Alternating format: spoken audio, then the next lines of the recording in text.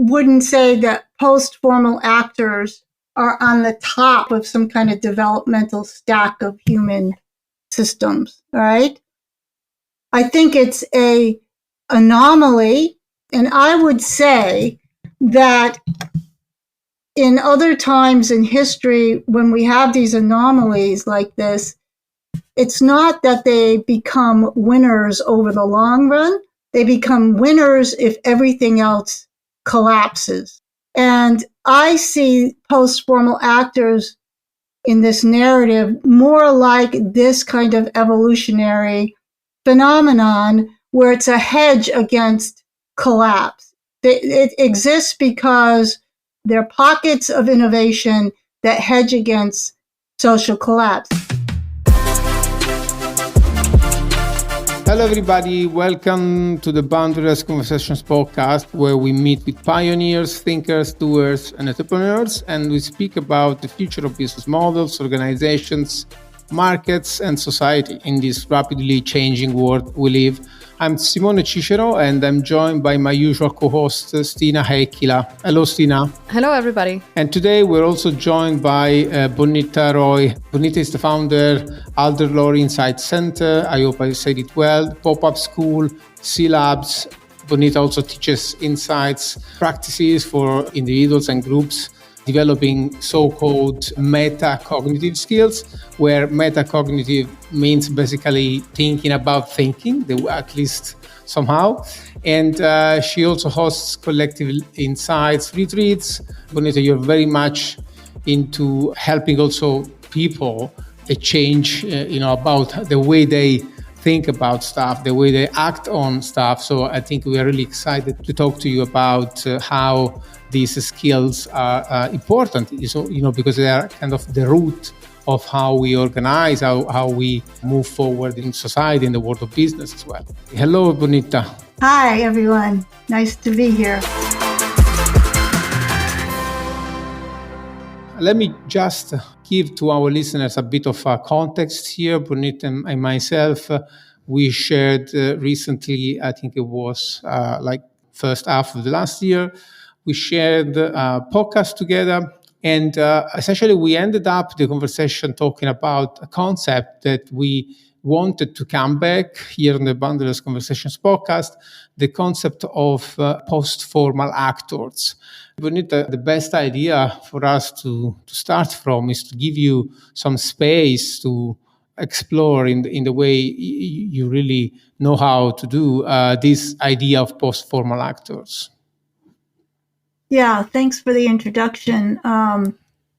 So this notion of post-formal actors is related to a whole field of inquiry that's been used in a lot of organizational development and organizational coaching. So let me explain the background that this new term came out of. So your listeners may be aware of a lot of developmental stage theory. A lot of people are aware of Bob Kegan's work. A lot of people are aware of the shorthand for these stages have colors and spiral dynamics. Anyways, this whole developmental stage theory has been brought into organizational work around the world. And in this developmental stage theory, there is a term called post-formal thinking. It's a high stage where people start to be able to question the mental models that they've been given to think with. They've been able to question some of the rules in society. They've been able to see, as Steve Jobs said, that everything that we work with has been invented by someone. And in a sense, they are replaceable or revisable or improvable. And so in developmental stage theory, this notion of post-formal thinking or post-formal cognition usually happens way at the end of development after people have gone through many different levels of cognitive sophistication, and usually happens later on in life.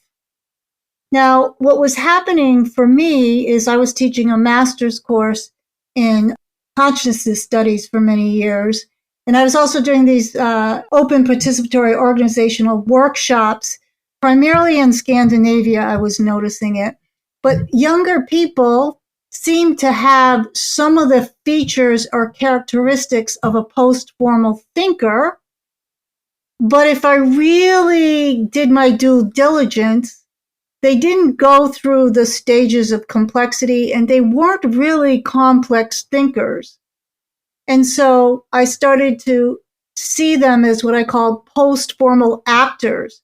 Like they just break the rules, or they just understand or have this intuition that the rules are up for grabs, or they see through the rules. They go to school and they see that it's maybe meaningless or it doesn't have a purpose to it.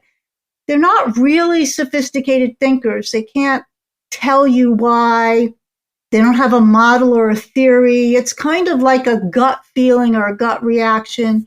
I'm sure it has a lot to do with the proliferation of information in the digital age.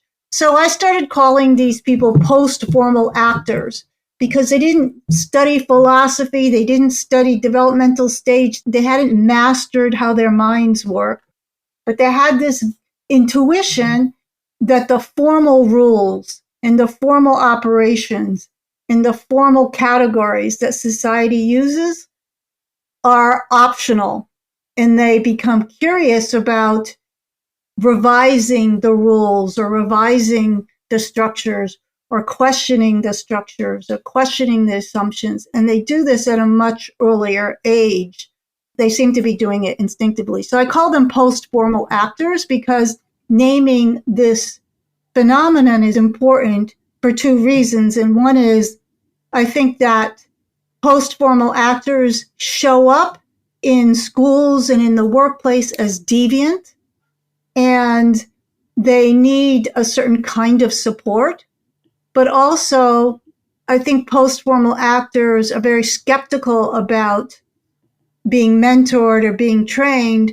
And as teachers, we need to design certain pedagogies that will help them get to be more sophisticated thinkers, given that they already have this kind of intuition about working on the formal rules, the format of engagement, rather than just working within them to make improvements. So that's kind of where this term came from. Couldn't it be that this kind of transition between the idea of a thinker into the idea of an actor, like a doer, if you want, it's due to the particular, I would say, nexus that we are going through, like a nexus that somehow doesn't leave us any time to think. It's funny because into many organizational efforts related to the gravity, I would say, of the problems we live in society, and there's always this kind of friction between doing, the necessity of the feeling that we have to do, we have to organize, and on the other hand also this necessity to understand what's going on and trying to maybe reason about the steps that we take. This also resonates with the quote by Bayo Akomolafe, where he said, "Times are urgent, let's slow down." And so to some extent, there is this kind of friction between this necessity to go ahead and the necessity to, I would say, integrate thinking more than just, stop thinking. In this context, pedagogy, like you seem to talk about, isn't it something not adequate to the times we're living? So is post-formality also about feeling this urgency? I think that pedagogy is really a problem. I think most people, or many people, if you have access to the internet and you're curious, you will find things and be able to understand things that are ahead of what you're being taught in the grade that you're forced to be in, right? Because we do this kind of like, at the age you're at, you learn this thing, not what you're curious about, not how far you can go.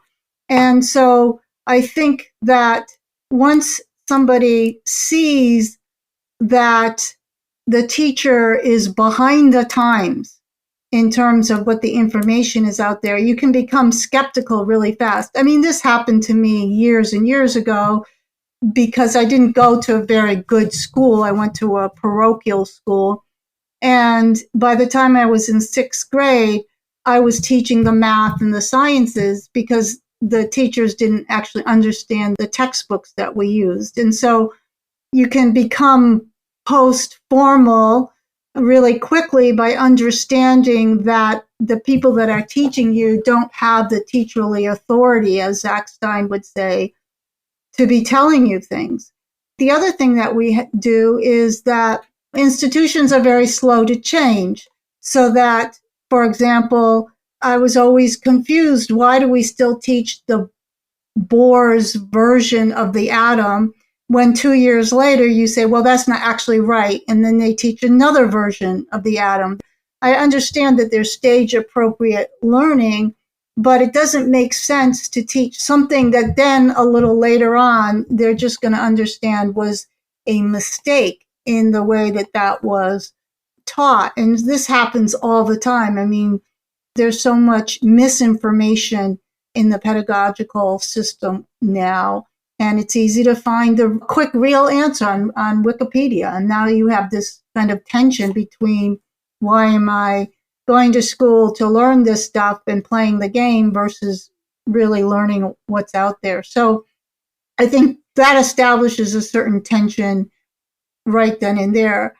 But there's all kinds of other nuances. For example, we go to school and we teach people that there's one right answer to every question. And if you help people get to that answer, then that's called cheating. And then way down the line in the middle of your career, we have coaches really trying to teach people how to be collaborative. When we should, if that's what we recognize is a key skill in the new economy, then we should teach kids how to be collaborative from the beginning, because research shows that kids before they go to school are more collaborative and more willing to work for intrinsic rewards than 3 years down the line in school. We've actually schooled it out of them. So there's this mismatch between the kinds of skills that we need in the world today, and the children understand that these skills, working at scale, all these skills like collaboration, they feel the pressure that those are the skills they need. And then there's a mismatch in terms of the kind of de-skilling really that's happening at school. So it creates, a sense of urgency and I think a big sense of confusion, especially in really young people when they're confused and there's not a lot of teacherly authority.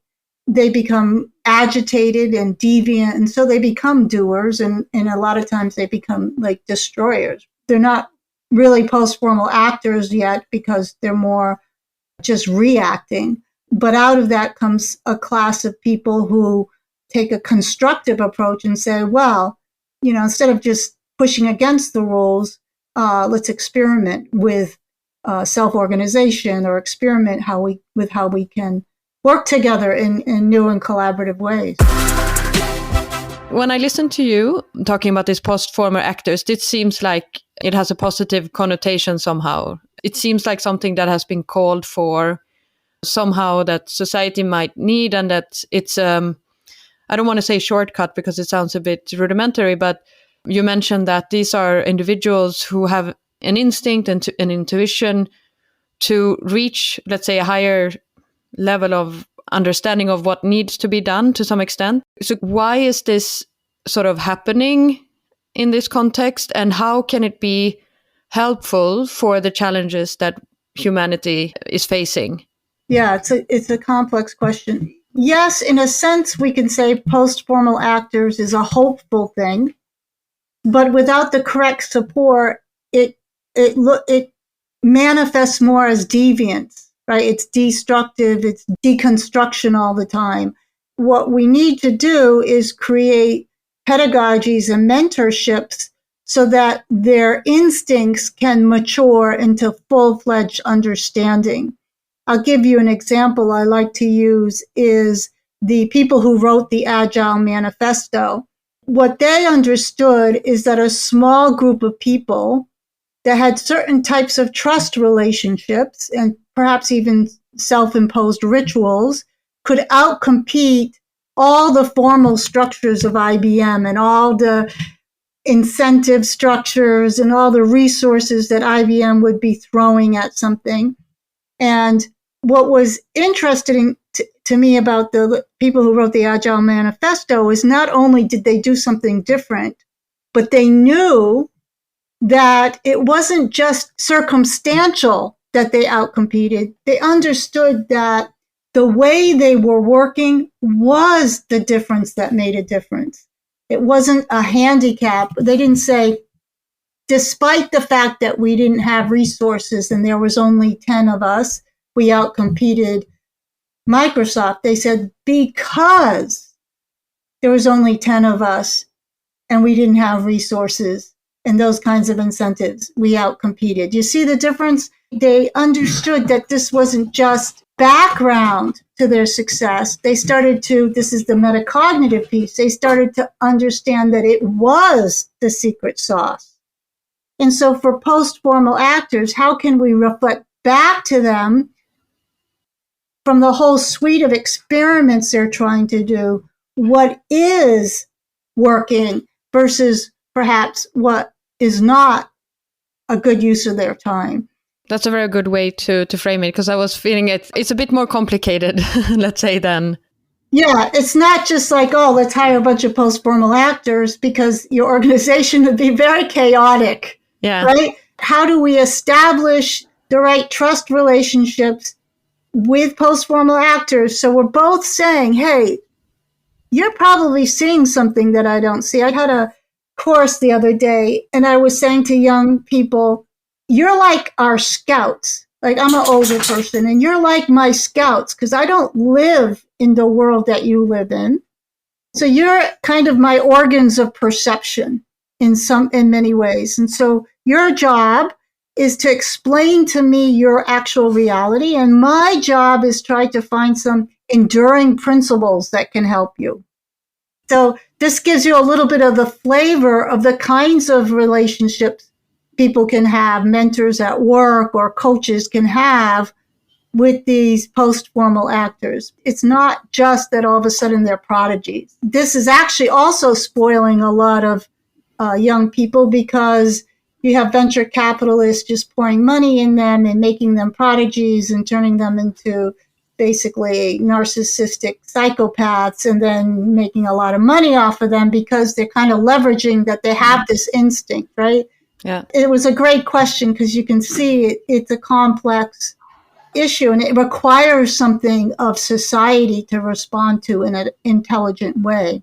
I'm wondering if this formality, let's say, or at least how it maps with ideas of management, control, industrialization. It sounds like post-formal, to some extent, signals this idea of embracing kind of a stage in our evolution as a species where we kind of agree that there is kind of ideas that backed, modern management, industrialism, generally rationalism, are not apt to deal with complexity, right? To deal with the universe somehow.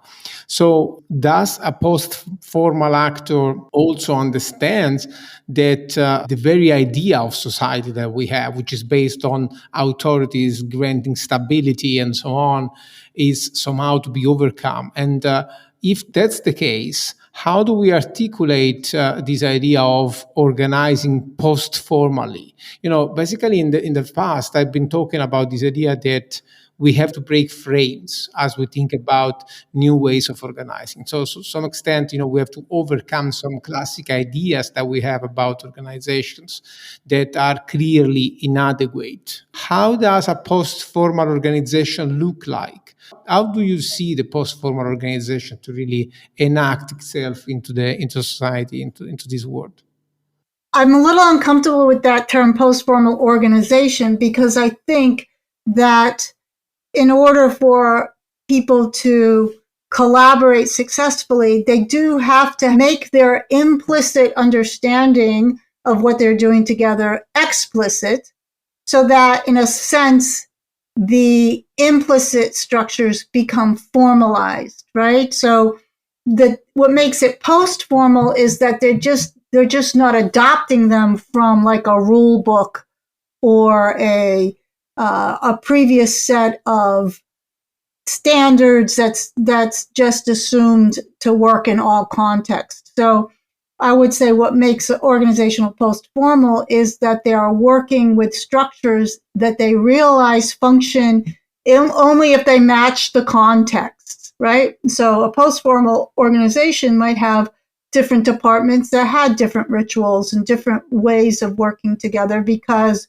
the contexts are different. So I would say, number one, that would be a key feature of it.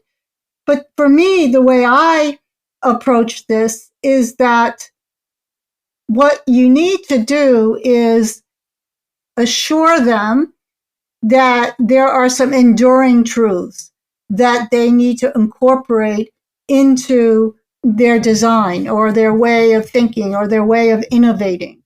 And depending upon what level of innovation you're looking at, you have to design from very, very fundamental principles or source code or deep code. So, for example, people working in blockchain, they're trying to design what is currency. Like they're going way back to asking the question, what is currency in the first place? Or what is trust in the first place? So you see that to shore up some of these things, we need to go back and say, there's a lot of intelligence in the human system. Okay, we get late modernity, we get late capitalism, we're kind of out of whack. So how far back into these fundamental intelligences in the evolution of the human can we go back to and then move from there to a different place? One of the traps people get into is they don't go back far enough to enduring truths. They go into just maybe a critique of what's there, and they don't really understand the fundamental evolutionary nature, let's say, of the human. And so one of the things I do, for example, is I do a workshop on trust practices. And people are very surprised about how trust actually works in their lived experience. They come with all kinds of ideas. They may have a critique of all kinds of social trust networks or the breakdown of trust in government, etc. But if we can experience in our own lived experience, for example, I think of someone I trust, and then I think of someone I trust less, and then I can ask myself, what's measuring that? What is measuring that this person I trust and that person, I trust them, but I see that they're a little further away in my trust network. And so then I'll ask people, well, what's inside you that's measuring that? So we do trust practices based upon not an ideology or competing ideas. We go back to the actual lived experience of these fundamental aspects of human nature and say, okay, now we've reoriented, we've reconnected with the intelligence in the body, in the human system. How can then we carry that forward into new structures, new explicit ways of working without working against these fundamental ways of being human? And so this, for example, is very, very tricky because in many cases, we discover that a lot of the new ideas coming around, let's say in blockchain and in distributed autonomous organizations and DAO stacks and stuff, they're actually built on a low trust environment because they don't understand the way trust acts or functions in human systems. So that's one way to do it, is if you have people skeptical of all the constructs of modernity, you don't want to go back and recreate what they did in the feudal times. You don't want to go back to what Marx thought of. These are all reactions. You want to go back and try to work from some fundamental enduring principles of the human intelligence itself. there is no blueprint. I understand. You said context is everything. And we already discussed this, I think, a lot also with Nora a few years ago, or a couple of years ago at the first series, I think with Nora Bateson, we spoke about this idea of contextual elements in the idea of organization. Yes, but at the same time, there are some fundamentals in the economy that we have to organize in terms of, for example, food economies or energy or welfare or education, which I agree totally. They are very much contextual and need to be taken contextually if we really want to somehow overcome this kind of formality that in modernism and modernity more in general and industrialism, I would say, has driven into these elements of society. So the question is, yes, there is context, but there is also some very common practice, very common elements of society that we may have to organize. And should we be thinking about really how to organize post-formally into these spaces as well? Or your vision is more that industrialism, I would say, can continue to exist to maybe, I don't know, cover some parts of the economy, and post-formal actors will emerge on top of it, which I'm skeptical about. So that's why I'm asking you to maybe double click on this. So I wouldn't say that post-formal actors are on the top of some kind of developmental stack of human systems, right? I think it's an anomaly, and I would say that in other times in history, when we have these anomalies like this, it's not that they become winners over the long run. They become winners if everything else collapses. So there's, we see in the history of civilizations and in just biological evolution that when there are extinction events or collapses, like when the dinosaurs died, the humans evolved not from some higher form, but from the lowly shrew, which was just busy doing its own little thing when the dinosaurs were around and had no chance to be the winner in any kind of evolutionary sense until the age of the dinosaurs collapsed.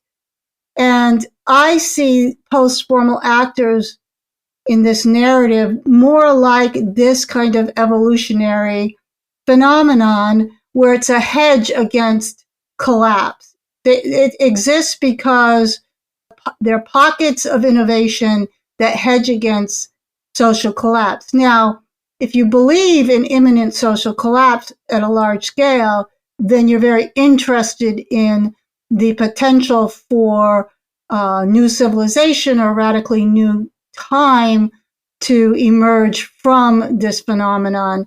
But I don't see it as working at scale in a way that overtakes the momentum of modernity in a kind of continuous way. So when you see post-formal actors, you see them mostly in experimental, local experiments in some cool little organizations. You see most of the activity at that scale. This is something that deserves some kind of double click or underscore it. This idea that post-formal actors, post-formal thinking, you see that a little bit more as a resilience element or as a kind of fallback solution. This kind of thing, of course, makes me think about asking you questions about technology then, because your position somehow is a position of very much of realism and complexity awareness in front of techno-optimism or something like that. So what do you think about how post-formal actors relate with technology? What is the role of technology in all this? Because it seems like an enabling process, but then suddenly this kind of technologically powered way to respond to the crisis is discarded, as I understand from your point of view. Yeah, so I'll just give you an example that hopefully will answer your question. I think technology is important and crucial. I don't think that we see the technology we actually need today in any big manner. I'm not sure what's happening in little pockets of technological innovation. But I think that in general, technology we see today is captured by the same problems that modernity has, or late modernity has. And I'll give you just an example, a little exercise that I run. There's 3 people in this little imaginary world. We do it in breakout groups.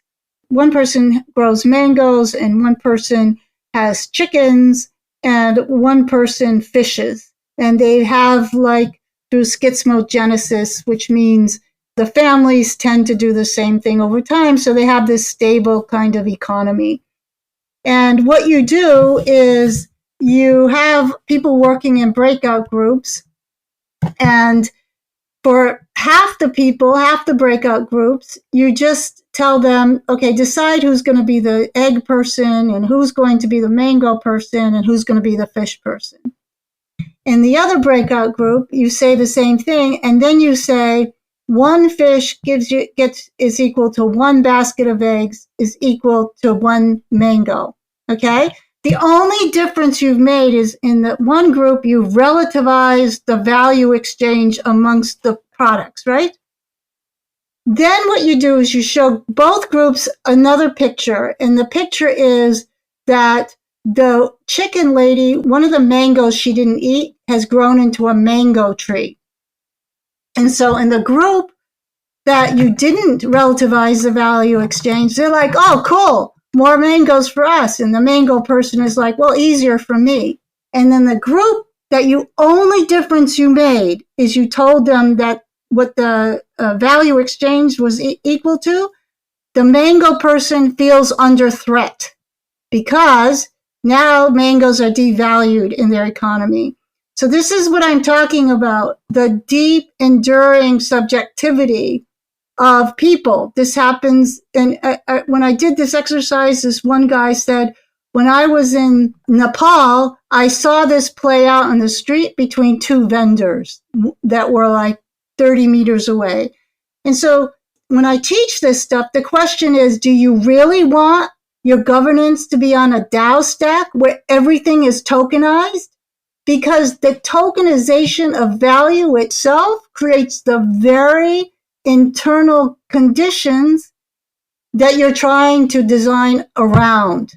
And so this is what I'm saying. I don't know how to build blockchains. I don't know a lot about technology, but I would support people doing this work in understanding these deeper evolutionary primes or source codes about the human condition. It's the same thing with trust. People have different trust practices and different trust styles. And there's a very clear organization of how different people go about trusting. If you're building a technology that's basically trying to instructurate or formalize different trust practices, and you don't know anything about the deep phenomenology of trust that's in the human system, you're not, until you evolve as a different species, it's not going away, then chances are you're not either creating something that's effective or you're wasting your time running around the bush. So this is the kind of pedagogy that people who are using technology and rushing ahead to recreate society, they need to have some kind of humility about what they need to learn about the human condition. And that, the fundamental human condition, doesn't change from context to context. This is an enduring truth. These are quite sort of mentally challenging processes to engage with, right? In my experience, sometimes it's really hard to motivate people to think. and I don't know if you have come across this, but it's easier to follow rules. We can think about industrial organizations or formal organizations and bureaucracy and hierarchy. There's a sort of comfort in being able to lean against that. And it's not my fault, it's not my responsibility, because there are these rules and so on. So we've talked a lot about these post-former actors being hedging against this collapse, which I really like that view because it makes it very easy to sort of understand also the positioning in the systems perspective. But how do you see that as a systems change? Is what is needed a systemic change? And in that case, is this movement of trying to get people to think more and to, like we were mentioning, metacognitive skills? So I guess that is really the essence of your work. I admire that challenge that you have, because I just have a feeling that it's so much easier to fall into rule-based behavior than to actually have to reflect on it. So this is where we actually can get optimistic, because the fact that so many people are continuing to follow rules and keep the economy going. I mean, I'm not advocating for like all of a sudden we wake up tomorrow and we're back to the Stone Age because all the systems have collapsed. So we can have quite a lot of faith that there's enough stability in the system to keep us going as we innovate, right? So I actually don't see that as a problem. I mean, of course, in some cases it's a problem, but it's also a real important benefit that the system is both extremely precarious and yet, I mean, it's amazing. People go to work. One of the things that amazes me is when I was a kid, you would never see someone who was responsible for repairing the telephone lines. You would never see them working alone. And now everybody works alone. I mean, they're up on a forklift and they're just all alone. But they get up every day and they go to work and they know they're not paid well. And there's all these pressures on the average worker, or even people who have office jobs, and it's kind of they play office and it's a bullshit job, as Graeber said. The fact that there's so much stability in the human system at that level is actually very important when there are other people that are trying to recreate society or reclaim our future. As innovators, we can be happy about that. There's enough stability in the system that we don't have to worry about it. I mean, we still have to worry about it, but that's one thing. But also, it's something to celebrate, because if you get it right, and if you get something that if you lower the action threshold, so you make it easier to do one of these new kinds of organizational structures, and people are happier, then the same kind of people will just move, because you can understand it. If you make it understandable, you make it easier, you make it more intrinsically rewarding, then they'll just move. So it's kind of like build it and they will come. And all the onus is on the social innovators that we really don't have the thing yet, or else it would just be radically adopted, because people are suffering and their lives are miserable and they just want to follow the rules, but there aren't any better rules. There aren't any, or the onboarding or the learning curve is too high. So we have to continue to lower the action thresholds for people to move. But they will move, and then they'll stay there because the humans are endurers. We endure things. I love that perspective. When we speak about you have to making it easier, right? You helped me touch upon maybe the last beats of the conversation towards this idea of the role of the designer, the architect, let's say. Because if you have to make it easier, is this a design problem? And what is the design space? Then, if we embrace this from the perspective of post-formality. So what can we design? How far can we push the design space as we think about making it easier for people to start thinking, as Stina said, start engaging with the need to build these kind of, I would say, how do you call the little boats on the big boats when the big boat goes in? Oh, the rafts, yeah. The life rafts. That kind of stuff. Well, I wanted to talk about ontological design, just throw it out there. This is where your question is going. And one of the things that I learned from Arturo Escobar, ontological designs, what he said is that modernity is a process of defuturing.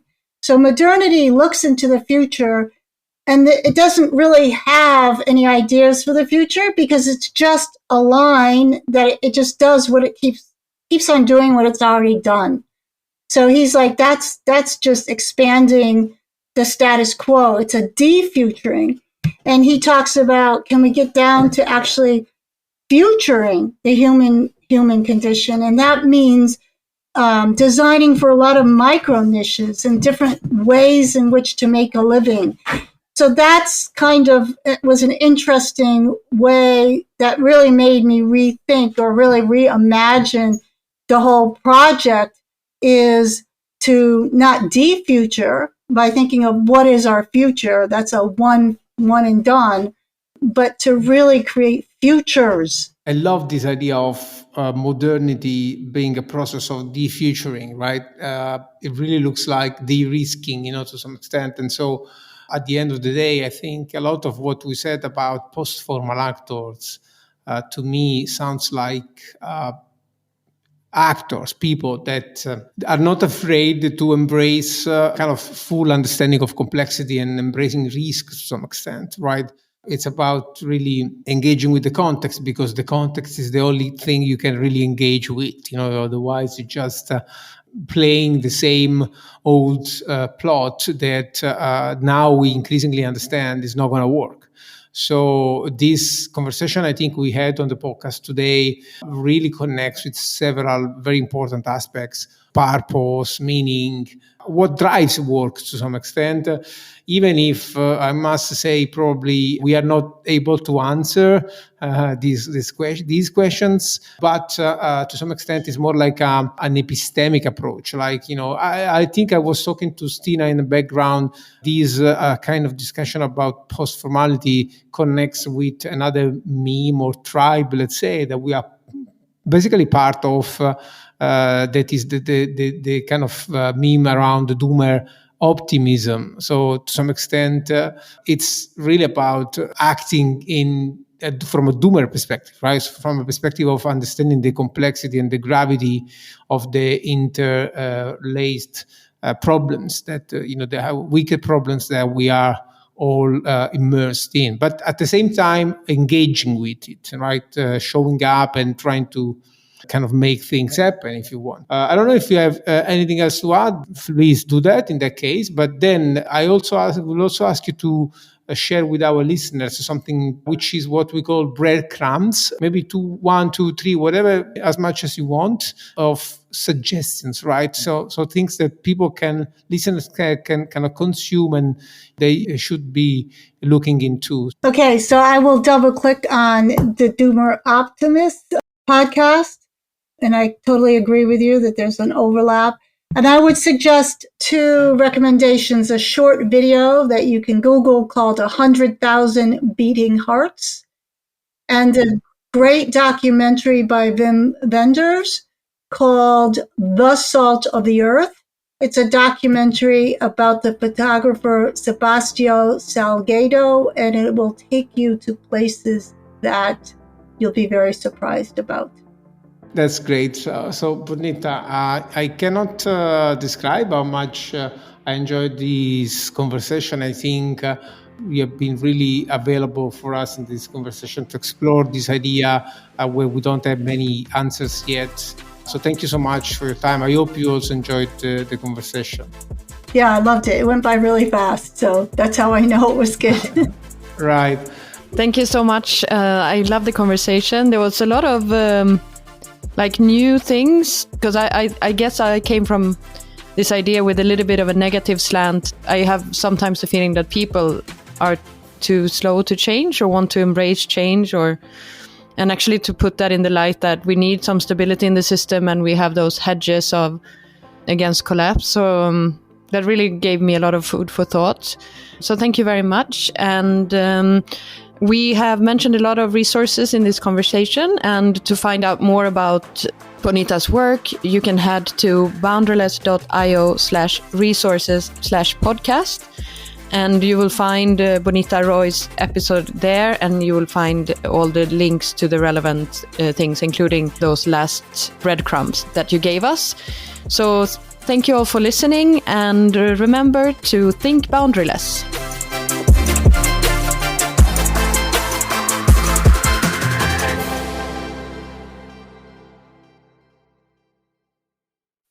I think we got to the point very quickly on this one. It was great. This idea of safe boats, it's fairly punch in the face. I kind of love to be surprised in that way, when someone drops a new idea that you really didn't think about before, like she did with this hedging against collapse and post-formal actors and their role in organizations in society in more general. I love that.